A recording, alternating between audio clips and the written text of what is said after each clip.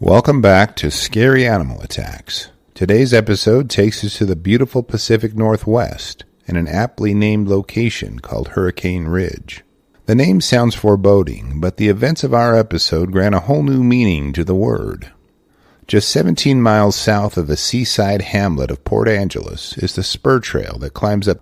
It winds its way up the steep hillside for 3.8 miles to the top of the ridge it is named after. The trailhead sits at about 5,000 feet in elevation and climbs about 1,000 feet over its duration. To the north is an amazing view of Port Angeles City and the place where the Puget Sound and the Pacific Ocean meet. In every other direction are breathtaking views of snow-capped mountains towering nearly 6,500 feet into the sky.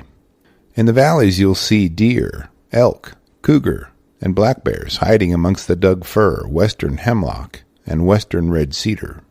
If you look real close, dotted on the rocky crags, you'll see mountain goats. They are normally shy and reclusive, but in today's episode, we'll meet one who is far too social. On October 17, 2010, 63-year-old Bob Boardman and his wife, Susan Chad, hiked up to the ridge with their friend Pat Willits. They'd spent the first part of the day hiking up the switchbacks in the cool fall air, admiring the views and enjoying the freedom of the trail. The 3.8 miles in was a physically demanding hike, but had its rewards in the fresh air and camaraderie shared between the trio. Along the trail, the hikers noticed signs warning hikers to stay at least 100 feet away from mountain goats, but noticed none warning the goats to stay away from the hikers. After cresting the ridge and looking around a bit, the three hiking buddies chatted idly before sitting down to break bread together. As they searched around their day packs, pulling out lunch, they noticed a white object a short distance away. As they were distracted organizing lunch, the white dot grew closer and soon was only a few yards from the hikers. This goat was kind of pushy and kept pressing into the hikers, far too close for comfort. They weren't quite sure what to do, as the initial enjoyment of being so close to a wild animal quickly turned into concern about its intentions. Being the only male in the group, Bob decided it was his job to confront the goat and give the two ladies, Pat and Susan, a chance to scoot down the trail a bit while he distracted it. This young male goat, whom we'll call Billy, was becoming apparently agitated at the presence of the humans on what he clearly considered his mountain. Bob instructed the women to head down the trail further as he tried to run interference in an attempt to convince Billy to stop following them. Now, this wasn't Billy's first rodeo. Bob's friend Tom Bin said that the stubborn goat had charged him on prior occasions. Billy would run full speed toward Tom, then slam on the brakes only about a dozen feet away, snorting and pawing the ground as if he was preparing for another charge. The fact is, Billy was known by park rangers for acting aggressively and just being a real jerk in general. They'd been monitoring him for the past 4 years, but couldn't reach a decision on what exactly needed to be done with a bully Billy goat. A little information about mountain goats is needed to understand the situation here. Mountain goats can weigh 350 pounds and are low-built like tanks with pointy horns. They're actually drawn to hikers because they crave the salt in human urine and are subject to resource conditioning from affiliating humans, their smell, and the salt they crave. They were introduced into the Olympic National Park in the 1920s for hunters to pursue, but are not naturally part of the ecosystem here. Authorities considered removing them, but due to their immense size and the impracticality of safely darting and transporting them for relocation, the discussion was tabled before reaching a decision. In the park, they don't have many natural predators, nor do they anywhere else, really. They almost always stay away from people and prefer more remote locations with little to no human traffic. As Billy continued to flex on these two-legged interlopers, the ladies made it a fair distance down the trail and ran into a friend of Pat's, Jessica Backus. She just arrived at about 1:20 p.m. after Bob, Pat, and Susan had struggled to fend off Billy for the better part of an hour. With Jessica were her husband and kids. Pat told Jessica how aggressive and mean Billy had been being to them, and informed her that Bob was still up the hill a ways, preventing the goat from following them. As the ladies waited and chatted in the trail, they could see Bob coming down the trail toward them, alternating strides with his walking sticks. Billy was right behind him, nearly pushing him down the trail. As they turned back to chatting, they heard Bob holler, so they went to investigate.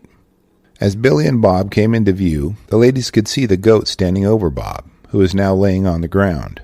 They could tell Bob was bleeding badly from a big wound in his thigh and was terrified and in pain. By this time, a small cadre of hikers had gathered. In addition to the previous witnesses, 2 park employees approached, as well as a medical doctor. They urgently placed an emergency call for help to the Coast Guard, and a helicopter was immediately dispatched. Meanwhile, Jessica's husband, Bill Backus, who was an off-duty park ranger, started throwing rocks and waving blankets, trying to scare Billy away from Bob so they could help him. This effort was moderately successful as the goat left Bob and stood only a few yards away, watching the group as they approached. Jessica and the others ran up to Bob and carefully assessed his condition. They determined his heart wasn't beating, so they began resuscitation efforts. She even used an AED to try to shock his heart into beating again. Bob was loaded into the helicopter, which arrived only 20 minutes after being called. The wash and ruckus from the helicopter finally drove Billy off.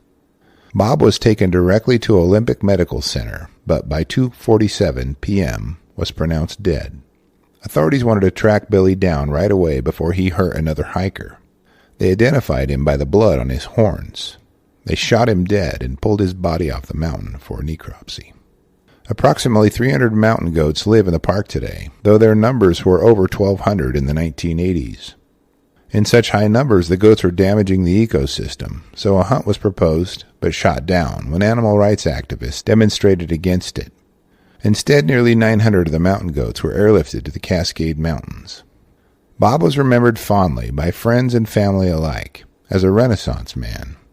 He was extremely talented in music, woodworking, and a great nurse to diabetes patients. He was an all-around great guy who surprised no one by standing between the ladies and Billy. He was just that kind of great man. Susan filed a wrongful death lawsuit in the Ninth Circuit Court against the National Park Service, claiming that they were liable for not removing an animal when they knew it was dangerous. The court disagreed and her case was thrown out. The spokesman for Olympic National Park, Barb Maines, advises that if hikers run into a grumpy goat, they need to yell at it while waving their arms or coats. If that doesn't work, then throw rocks at it while retreating. Immediately notifying a park ranger may prevent another tragedy like Bob's. Bob Boardman is the only known human fatality from a mountain goat attack in the world. After reviewing the bizarre and unbelievable details of this episode, I'm left with a few questions. Do you think that Billy was an outlier in the goat community in terms of his aggressiveness? Do you think that Billy may have been unable to beat out the competition for mates and took out his frustrations on hikers? Why do you think the park rangers waited until it was too late to kill Billy? Do you think the park officials shared some liability in the death of Bob? I will enjoy reading your thoughts, so please post them in the comments below and let's talk about it.